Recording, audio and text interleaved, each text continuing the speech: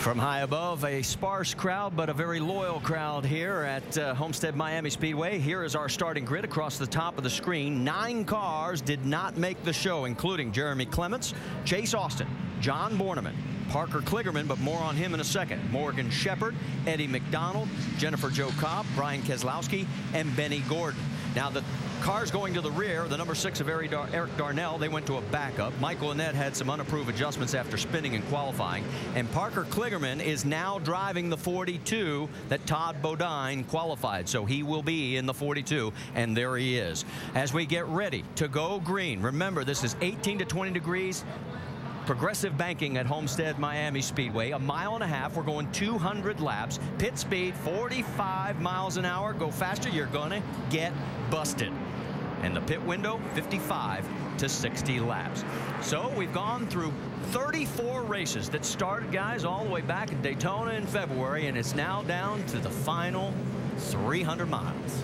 Yeah, and Kyle Busch has dominated this season, and hell, that's what he's out to do. I talked to him the other day. He said, best way I know to finish off a championship is to go to victory lane 2. Yeah, I talked to Jason Ratcliffe, too, and he said he didn't want to share the victory celebration with anybody. He wanted to win the race and celebrate the championship. So as the pace car comes out of turn number 4, gets ready to make the turn, here it comes off of the track. And the season finale of the 2009 NASCAR Nationwide Series, the Ford 300, is green.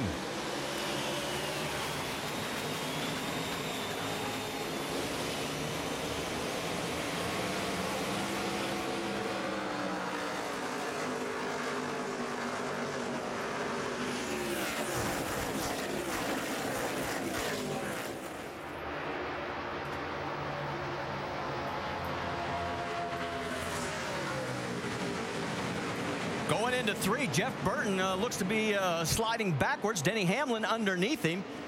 And it looks like he may be able to clear him coming out of 4. And leading the first lap, pole sitter Carl Edwards. Yep. Kyle Busch doing what he does best, all the way up to 2nd in that first lap. Kyle followed by Ryan Newman, Joey Logano, Denny Hamlin. That's your top 5. Jeff Burton, and Kyle is going for the race lead, trying to tighten it up. Our new champion, the 21st driver to win the Nationwide Series championship in 28 years of racing at the age of 24. Comes Keselowski up on the outside. Already trying to make that high groove work. That's where you talked about progressive banking. That's where the most banking is up on the top side. And guess who's right in front of him? Here we go. Going into the corner. Well, he doesn't look like he's going to take your theory, Andy. No, he's not going to. We're just kidding anyway. He's going to try to race his way on the outside, it looks like, and he's not able to do that just yet. This 11 car has really been strong in practice. Denny's got a great car here, but you see that momentum from the top side now. The 88 car starting to pull up on Denny. You know, we talked about this, and you don't know what's going to happen, but usually when a race driver has 6 or 7 days to cool down from something happened, and when so much talk was made about it, you start thinking, hey, it's probably best if I'm going to ever make a payback that it happened later when everybody's not watching for it. Well, there goes the 88 on the high side. We talked about rim riding. A lot of guys will do it here. It's because we can get some great grip up there that you can't down low. But here comes Denny Hamlin right up on the back bumper of the 29. And there is Keselowski in that 3-car battle. That is for 5th, 6th, and 7th on the racetrack. Yeah, and here comes Keselowski now with a nice run on the top. Still not able to carry it completely off the corner. Here he comes down the straightaway with a little bit of momentum. Tell you that Kevin Hamlin in the 37 is the first car to make the left turn and park it in the garage area. Down on the low side of the track, Joey Logano looking like he's got a little bit of grief because he got the 29 underneath him. Whoa, they get awfully close coming down that backstretch. You try to get over there right against at the end of the straightaway and try to hold that car back just a little bit where you might get by him. Sometimes you get a little too close. And you see Denny Hamlin, he's been working the bottom of the racetrack. Looks like he just jumped up in that high lane now. He's going to try it up there. Sees that, well, take that back. Here he goes back to the bottom in turn 1. Well, the guys were telling me they wanted to be able to run down low, but they weren't sure they were going to be able to stay down there as the tires continued to wear. Here we go, 3 wide, and the 11 and the 88 side by side. Cooler heads prevail so far, but we're early in this race. Look at this run that Keselowski gets way up top here. Yeah, and Hamlin down on the inside, going to make it 3 wide off the corner. And Joey Logano's spotters going inside, outside, they're everywhere.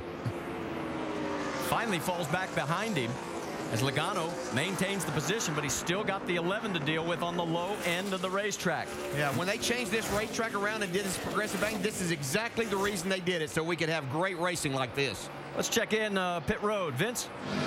Well, one of the concerns for the 88 and also Denny Hamlin as they run behind Joey Logano is the fact that Logano reports his car is really free and he's got his hands full. So as these guys battle around him, that's one thing to keep in mind. Remember, he's working with Doug Hewitt, the crew chief on this car. They don't have a lot of experience together. Hewitt relying on the engineers with this team to try to get a car that works for Joey, but right now, very, very free. Had a bit of a spin and a little contact there. You can see the 31, Tim Andrews, had a tire going down. Left side's only. While all that's going on, we can also tell you that Keselowski's around. Keselowski has turned. I just looked down at the monitor. It was a great job right there getting this straightened out. He was running 5th at the time. Motor just blew up or what happened? Thing just turned sideways up there. It won't run. It shut off. 10-4, switch boxes. All right, they're calling. In a case like that right there, I would really think that it might be that cutoff switch right there. I think the motor blew going into the corner. He does have some damage to the car. Here we go. Nope, he got it free-fired. I think you're exactly right, Andy. You hit that button sometimes when you're trying to. Yeah, he was all elbows there trying to catch that car, and sometimes that happens. I mean, your hands are all over the steering wheel. He got some damage from this. And it's in a critical area on the car. That right rear corner is something you really want to have straight. As we ride along with him right here. You can hear just as he tried to go back to the throttle. Just hold the brake there. Stay up high there. Stay up high. Come on, low. Go low. Get out of these guys' way. Come on. I don't know if the motor just blew up or what happened. Well, he has fallen back to 33rd position as almost near catastrophe because he has finished, the only driver to finish every of the 34 races that we've run so far this year.